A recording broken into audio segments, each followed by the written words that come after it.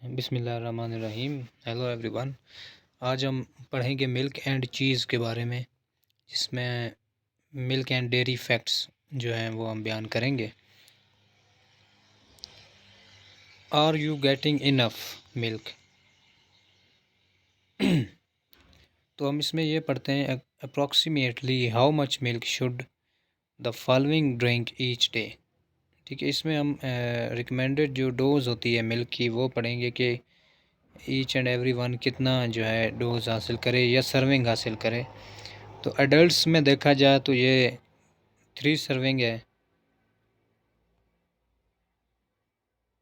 अगर चिल्ड्रन में देखा जाए तो ये 2 to 3 है। ठीक है, एडल्ट्स में, चिल्ड्रन में। ठीक है, ये इतनी जो है सर्विंग्स जो होती हैं ये मिल्क की लाजमी होती हैं। देन सर्विंग साइज़ जो होता है, सर्विंग हम बोलते किसे, तो 1 कप मिल्क और योगर्ट या 1 से 1.5 ओज नेचुरल चीज़, 2 ओज प्रोसेस चीज़।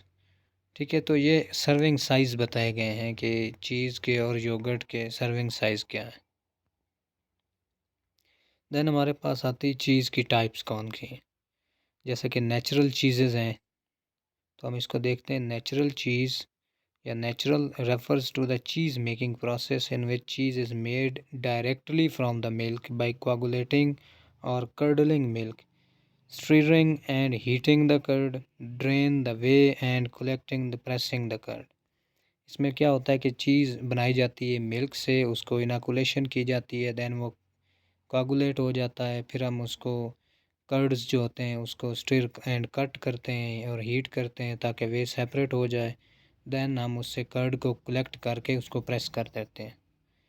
तो natural cheese can be classified into various groups such as soft या fresh cheese, unripened soft, ripened semi soft, ripened firm या hard, ripened very hard, grating या राइपन्ड। ठीक है, तो अनराइपन्ड और राइपन्ड चीज़ेज़ के जो मुख्तलिफ जो होते हैं ये टाइप्स होती हैं, जिसमें सॉफ्ट है, सेमी सॉफ्ट है और हार्ड चीज़ेज़ है। दैन हमारे पास आ जाता है process cheese. Process cheese is a blend of fresh and aged natural cheese that have been mixed and heated. ठीक है, तो इसमें हम क्या करते हैं कि उसका ब्लेंड बना के उसको हीट करते हैं with an addition of emulsifier salt after which no further ripening occurs। ठीक है, emulsifier या salt आप उसमें ऐड कर देते हैं, वो एक प्रोसेस चीज़ बन जाती है जिसमें फर्दर राइपनिंग नहीं होती। देन आगे चलते हैं। अदर फूड इंग्रेडिएंट्स में also be added for flavour and function. These products available in the variety of colour intensities and flavours tailored to food processing application are often selected for their uniform melt, consistent flavor and excellent slicing properties। ठीक है, तो हम इसकी functional, इसकी textural properties को enhance करने के लिए मुख्तलिफ इंग्रेडिएंट्स का यूज़ करते हैं ताकि इसकी क्वालिटी और सेफ्टी जो है वो इम्प्रूव हो। देन हमारे पास आ जाता है न्यूट्रिएंट्स क्या। ठीक है, न्यूट्रिएंट्स जो हमारे पास विटामिन एंड मिनरल्स होते हैं, तो मिल्क में न्यूट्रिएंट्स जो पाए जाते हैं ये अमूमन कैल्शियम की काफ़ी मिकदार पाई जाती है, राइबोफ्लेविन जो है ये मिल्क में पाया जाता है, और प्रोटीन जो है ये मिल्क इसका सोर्स है। देन हम करते हैं कि मिल्क में जो हमारे पास विटामिन्स मौजूद नहीं होते उनको हम फोर्टिफाई करते हैं, जैसा कि milk is fortified with vitamin A and vitamin D. ऐसे विटामिन जो मिल्क में थोड़ी मिकदार में पाए जाते हों, तो थोड़ी मिकदार वाले जो विटामिन्स हैं उनको इनरिच करना हो या कम्युनिटी की न्यूट्रिशन के लिए जो ज़रूरी विटामिन है उनको हम क्या करते हैं, फोर्टिफिकेशन उसकी करते हैं। Best milk products you can also get vitamin D from the sun. ठीक है, मिल्क प्रोडक्ट से विटामिन डी हासिल किया जा सकता है, और सूरज की जो पहली पहली रोशनी होती है या किरणें होती हैं उससे विटामिन डी हासिल होता है।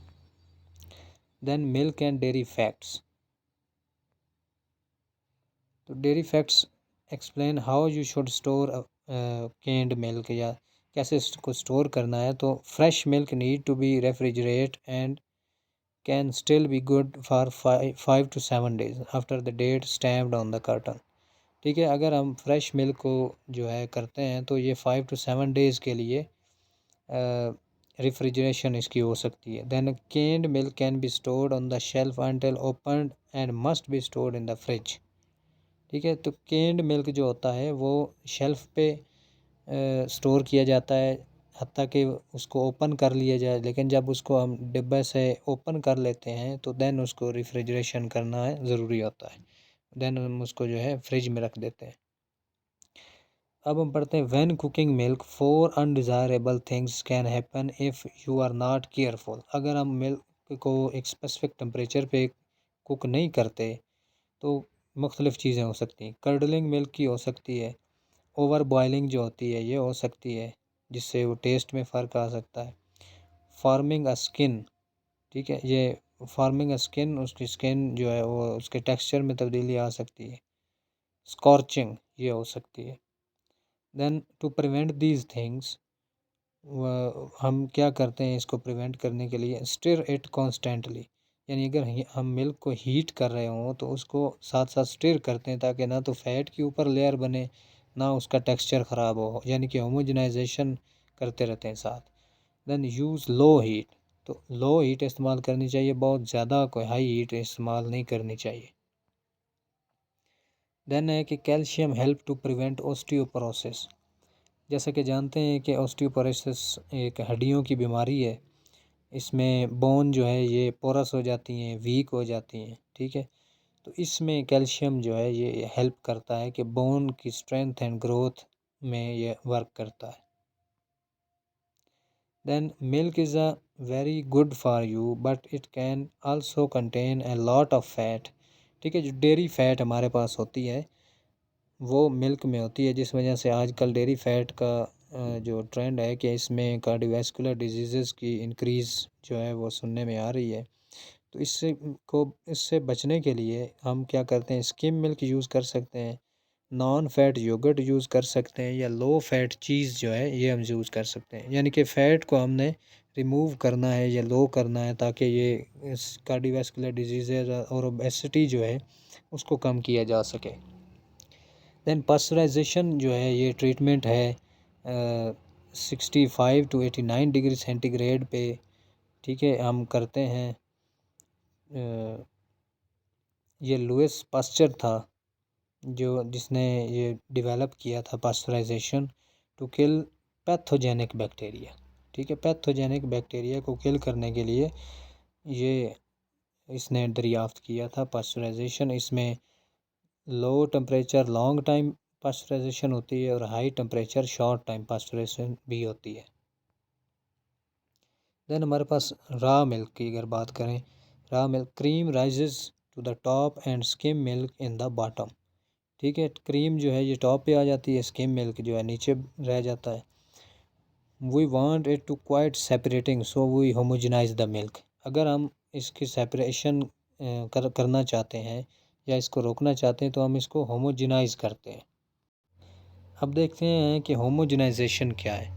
होमोजेनाइजेशन जो है स्टीयरिंग होती है मिल्क की, जो कि फ़ैट जो ग्लोब्यूल्स होते हैं या पार्टिकल्स होते हैं उनको ब्रोकन डाउन कर देता है या डिस्ट्रीब्यूट कर देता है इवन पार्टिकल्स में, यानी कि उनका साइज़ छोटा हो जाता है और मिल्क जो है ये होमोजेनाइज हो जाता है, होमोजीनियस मिक्सचर बन जाता है। देन हमारे पास जो फोर्टिफाइड है, तो फोर्टिफाइड हमने पहले डिस्कस किया है, जिसमें विटामिन एंड मिनरल्स ऐड किए जाते हैं, जैसा कि विटामिन डी की फोर्टिफिकेशन की जाती है। देन हमारे पास है टाइप्स ऑफ मिल्क। अब इसमें देखें तो रॉ मिल्क है, इसमें नो प्रोसेसिंग होती है, नो फोर्टिफिकेशन होती है। ठीक है, स्ट्रेट फ्रॉम द अडर या काऊ से ये मिल्क को लिया जाता है, जैसा कि ये पिक्चर में देख रहे हैं। तो सेकंड है होल मिल्क। होल मिल्क ऐसा मिल्क होता है जिसमें 3 to 6% फैट होती है। ठीक है, children should drink whole milk. ठीक है, चिल्ड्रन आमतौर पर बच्चे जो हैं ये गाय का दूध पीते हैं। देन हमारे पास है लो फैट मिल्क। इसमें क्या होता है कि 1 to 2% फैट हमारे पास होती है, इसको हम लो फैट मिल्क बोलते हैं। देन हमारे पास आता है स्किम मिल्क। स्किम मिल्क ऐसा मिल्क होता है जिसमें तमाम फ़ैट जो है ये रिमूव कर लेते हैं, फ़ैट फ्री हो जाता है मिल्क। देन हमारे पास आता है chocolate milk. Regular 1% milk plus cocoa and sweeteners, ठीक है, चॉकलेट मिल्क, उसको कोको पाउडर और स्वीटनर्स को मिला के 1% मिल्क जो है इसको चॉकलेट मिल्क बोलते हैं, ठीक है, जैसे ये पिक्चर में दिखाया है। देन हमारे पास आता है dry milk. Dry milk evaporation के ज़रिए किया जाता है, ठीक है, ताकि ये मिल्क प्रिजर्व हो जाए, तो उसको वेपोरेटेड मिल्क भी बोलते हैं। उसके बाद हमारे पास आता है बटर मिल्क। ये आता है फर्मेंटेशन के बाद, fermentation of cow milk, sour bacteria in the milk, ठीक है, जैसे लस्सी है हमारे पास, उसको बटर मिल्क बोलते हैं। देन हमारे पास एवेपोरेटेड मिल्क है, half of milk water is evaporated, ठीक है, उसमें से हाफ ऑफ द वाटर जो है वो एवेपोरेट कर जाता है, तो जो हमारे पास मिल्क होता है वो एवेपोरेटेड मिल्क होता है। देन स्वीटेंड कंडेंस्ड मिल्क, ठीक है, कंडेंस्ड मिल्क भी इसी तरह ही, water is removed and sugar is added, thick and sweet होता है वो, ठीक है। देन हमारे पास सावर क्रीम, ये भी फर्मेंटेशन के बाद यूज़ होती है, fermenting cream fat with lactic acid bacteria, ठीक है, इसमें लैक्टिक एसिड पाया जाता है। देन हमारे पास योगर्ट है। योगर्ट भी इसी तरह ही, by addition of the bacteria to skim milk, lactic acid act as a protein and act on the protein and give yogurt to its texture, ठीक है, लैक्टिक एसिड बैक्टीरिया जो होते हैं ये योगर्ट को टेक्सचर देते हैं, यानी कि कर्ड कर्ड फार्मेशन जो होती है इससे होती है। हम इनोकुलेशन करते हैं स्किम मिल्क के अंदर, तो हमारे पास योगर्ट जो है बन जाती है। Then lowering fat content in recipes, ठीक है, ये आमतौर पर अभी जो एडवांस रिसर्चेज हो रही हैं उसमें फ़ैट कंटेंट पे काफ़ी ज़ोर दिया जाता है कि इसको हम जो है लो करें, ठीक है, स्किम मिल्क इंस्टेड ऑफ 2%, ठीक है, using yoghurt instead of sour cream, sometimes add a little baking soda to complete the substitution, ठीक है, योगर्ट इस्तेमाल करें सावर क्रीम के, क्रीम में क्योंकि फ़ैट बहुत ज़्यादा होती है, इस वजह से योगर्ट का इस्तेमाल जो है वो है कि लो फैट जो है हमने वो प्रोडक्ट यूज़ करनी है। तो ये था आज का मिल्क एंड चीज़ के बारे में ओवरव्यू। उम्मीद है ये आपको इस तरह के लेक्चर पसंद आएंगे, तो इस चैनल को सब्सक्राइब कीजिए और इस वीडियो को लाइक एंड शेयर कीजिए। Thank you very much.